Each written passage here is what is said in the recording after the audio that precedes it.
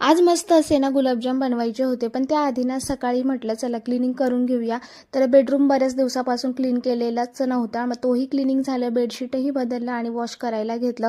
आणि 3-4 दिवसानंतर ना फायनली आज जरा पाऊस यायला सुरुवात झाली. इतका नाही आहे पण भुरभुर आहे आणि वातावरणही अगदी पावसाचंच होतं.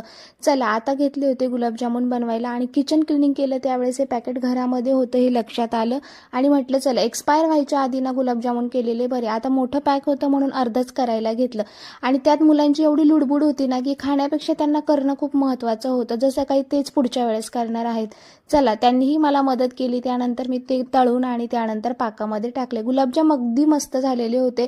पण भरपूर भाजीपाला आणला होता, ते सॉर्टिंग केलं, डब्यामध्ये भरलं आणि त्यानंतर ते फ्रीजमध्ये जाणंही तितकं गरजेचं आहे. मशरूम आमच्याकडे आठवड्यातून 2-3 वेळा खाल्लं जातं. नक्की तुम्ही जर खात असाल ना तर खाऊन बघा. हे ना कंटेनर होते तेही माझ्याकडनं एकदा जळून गेलं. त्याची